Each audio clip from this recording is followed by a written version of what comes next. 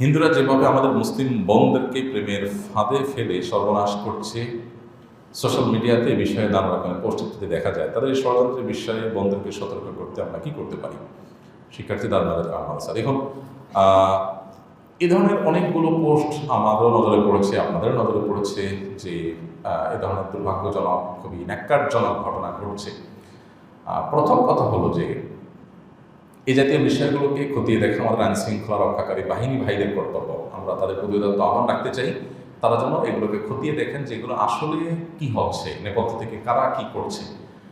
একটা কথা আমি প্রায় বলি যে দেশের মানুষ, সাম্প্রদায়িক সম্প্রীতি এদেশের মানুষের মধ্যে যতটা আছে, আশেপাশে কোনো দেশের মানুষের মধ্যে এটা নাই। যার কারণে আশেপাশের সব দেশের মানুষরা সাম্প্রদায়িক সম্প্রীতির সবক বাংলাদেশের মানুষ থেকে নেওয়া উচিত।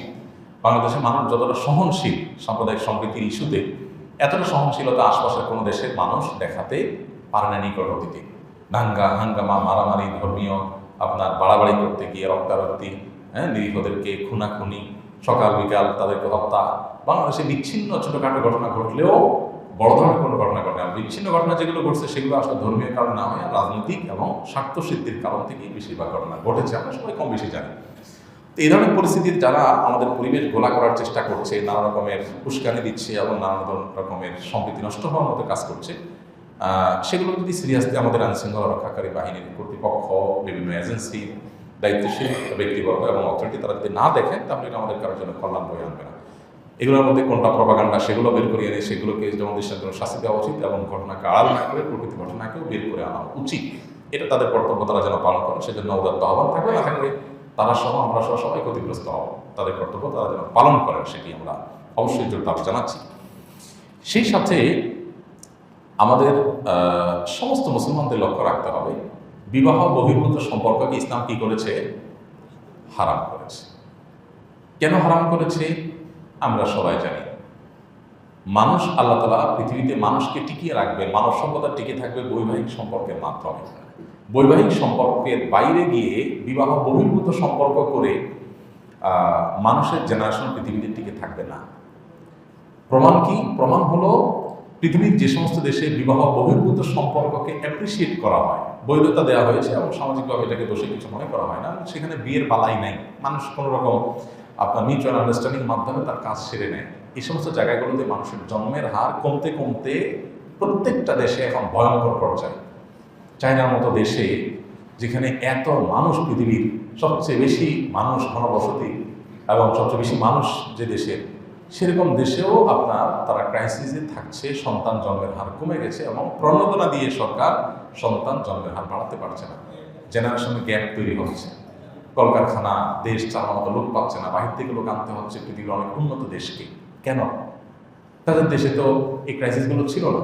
কারণ যদি 5টা কারণ থাকে, তার মধ্যে একটা কারণ হলো বিবাহ বহির্ভূত সম্পর্ক হলে মানুষের বাচ্চা কাচ্চা নেওয়ার প্রয়োজন অনুভব করে না, টেন্ডেন্সিটা নষ্ট হয়ে যায়। বৈবাহিক সম্পর্কে যেটা হয়, বিবাহ বহির্ভূত সম্পর্কে সেটা হয় না, কারণ একে অন্যের মধ্যে বিশ্বাসই তৈরি হয় না। বিবাহের মধ্যে আল্লাহ তাআলা বরকত দিয়েছেন। কোরআন আল্লাহ তাআলা বলেছেন, ওয়াজআলা বাইনাহুমা মাওয়াদ্দাতান ওয়া রাহমা। স্বামী স্ত্রী উভয়ের মধ্যে বৈবাহিক সম্পর্কের মাধ্যমে অটোমেটিক স্বয়ংক্রিয়ভাবে আল্লাহ তাআলা এক ধরনের হৃদ্যতা এবং ভালোবাসা সৃষ্টি করে দেন।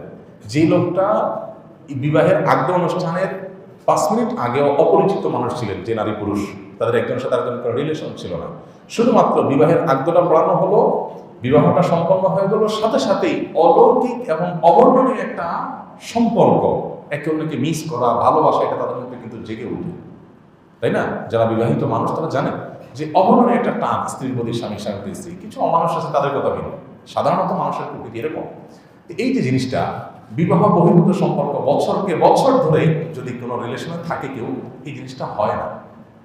এই জন্য আপনি দেখবেন বৈবাহিক জীবনে স্বামী স্ত্রী একে অন্যের প্রতি অবিচার করা, জুলুম করে হত্যা করা, খুন করা, মারাত্মক পর্যায়ে চলে যাওয়া, এরকম পরিস্থিতি লাখে, কোটিতে, হাজারে আপনি খুঁজে পাবেন খুব অল্প স্বল্প।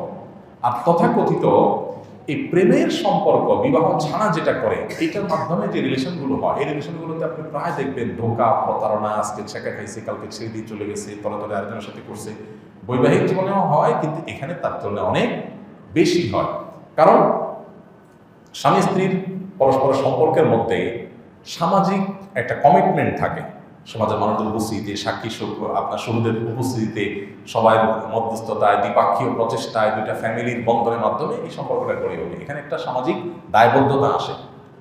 তথাকথিত প্রেম বা বিবাহ বহির্ভূত তথাকথিত এই যে রিলেশন বা হারাম সম্পর্ক, এই জায়গাটাতে সেই জিনিসটা কখনো হয় না, যার কারণে সেখানে মিস ইউজের পরিমাণ অনেক বেশি। কেন ইসলাম বিবাহের জন্য এতটা কঠোরভাবে নির্দেশ আমাদের বৈবাহিক জীবনের জন্য দিয়েছে? এই জন্য কোনো ছেলে নিজেকে হিন্দু হয়ে যদি বলে না আমার ইসলামের প্রতি ভালো লাগা কাজ করে, তো কোনো মুসলমান মেয়ে যদি তার প্রতি দুর্বল হয়ে পড়ে, এটা তার ভুল।